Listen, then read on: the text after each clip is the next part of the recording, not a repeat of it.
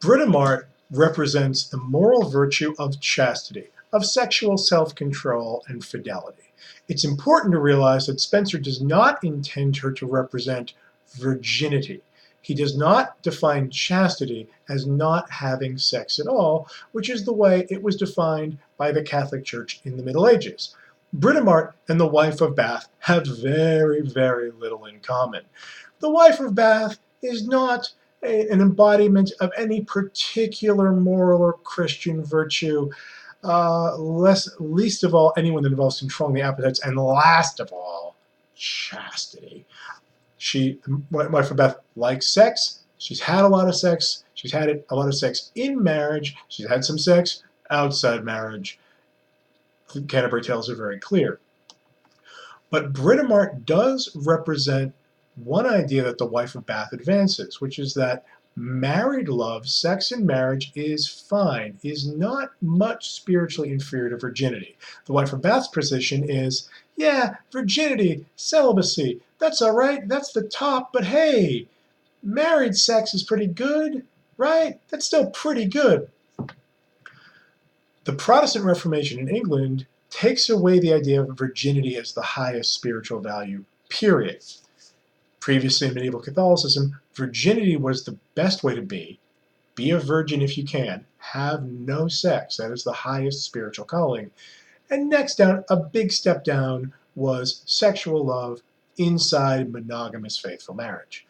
The Protestant Reformation gets rid of the idea of celibacy and virginity.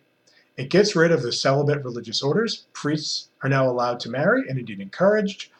There are no more celibate nuns and monks or friars in England. In fact, there are no more nuns or monks or friars in England. Those orders have been banished.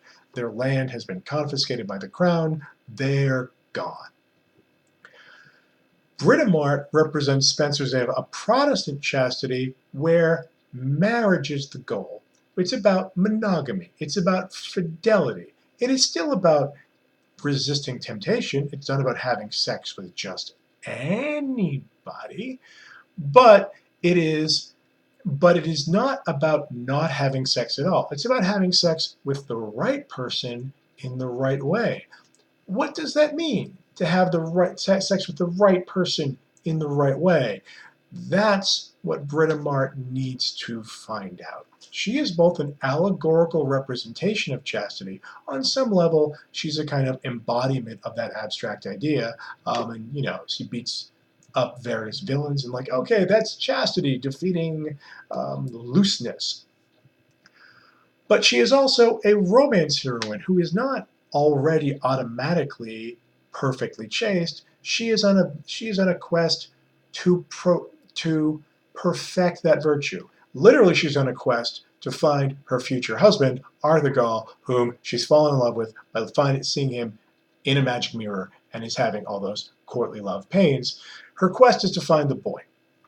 The end of Canto 3 is she has a side quest to save Amoret, one of the many beautiful damsels in distress in this poem. Britomart does not begin perfectly armored in chastity. She gets wounded. We see Gardante hit her with that arrow right at the beginning, right at the end of Canto 1. She is flawed. She has some growing and learning left to do. Now, on one level, what Gardante does with a bow and arrow, nicking her, echoes, but in a bad way, because Gardante's a bad guy, what Cupid does with its bow. It's an immediate reference that everybody would have gotten, right? Cupid with his bow falls in love at first sight. It's that sudden infatuation, lust, desire at first sight. It is exactly what happens. And then there's a reference to Cupid and his arrows in Canto 2 when Britomart sees Arthur Gall, or Arthur Gall's reflection, for the first time. Courtly love believes in love at first sight. It's about people you don't know well. It always starts visually, and that's why Gardante, who represents eye contact or gazing, who's about looking, his name literally means looking, is the one who shoots that arrow, because that's how it starts to infect you. Britomart's been wounded. She's been damaged a little bit. Her armor has been penetrated, but the question is, what does she do with that? So on some level, all of book 3 and its companion book 4, because it takes another whole book of this poem to tie up some of the plot threads from book 3, is a quest for Britomart to work through what love is. And allegorically, we see various representations of proper, improper, good love, bad love the right way, love almost the right way, love the wrong way, though I see where you were coming from. You meant well, but it's wrong, and then wrong, just wrong. Wrong love shouldn't do that. The fact that Britomart is herself a virgin means on some level she has to echo Queen Elizabeth I, to whom this poem is dedicated, who is famously a virgin, who does not get married. Doesn't that go against the whole Protestant marriage chastity thing? Yes. Early on in Elizabeth's reign, of course, all her subjects wanted her to get married because they wanted her to do what monarchs are supposed to do, which is leave an heir so there wasn't a succession crisis. They wanted her to get married and have children. Britomart is going to go find a proper husband and have children, and actually found a dynasty. By the time that this poem is published, by the time Book 3 of the Fairy Queen is published, Elizabeth I is 57 years old. So even if she gets married, children are out of the question. And actually, at this point, it's kind of better that she doesn't get married, and there's a celebration of Elizabeth as a kind of Protestant virgin queen. Is Britomart the only reflection of Elizabeth in this poem? No. Spenser tells us himself in the proem, in that little introductory thing, oh, Queen Elizabeth, you are Gloriana, and you're also Belle Phoebe, who's kind of like a Diana or Artemis figure, a virgin huntress. This is all true. There are multiplying virgins here. There are multiplying queens. There are multiplying figures who represent the queen in various ways and who represent love and chastity in various ways. The allegory starts to break down under the narrative. We don't just have one gorgeous chaste virgin, Britomart, we have a multiplying number, including Belle Phoebe, who'll be along pretty soon. Okay. You might have noticed, some of you are enjoying, as I enjoy, the fact that Britomart is a woman heavily armed, beating the hell out of guys. It's great. There's not a long medieval tradition of this.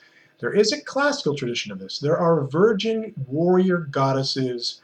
They're in classical mythology. She represents probably the goddess Minerva, who's Jupiter's virgin daughter, heavily armed. She is the Roman version of Athena. It's worth noting Spenser always uses the Roman, not the Greek name for gods, because he and his audience were so heavily educated in Latin. Belle Phoebe echoes Diana, the hunter goddess, who is also a virgin and doesn't take will not be available. Will get very angry if you even look at her the wrong way. It's all in the classical poet Ovid. Nonetheless, we're going to see a whole lot of love, but Britomart's in love. Spoilers, Britomart's not going to find her boy in book 3. What she's going to find is something about herself, about what it means to be in love, and book 3 is going to end with Britomart bailing a sister out.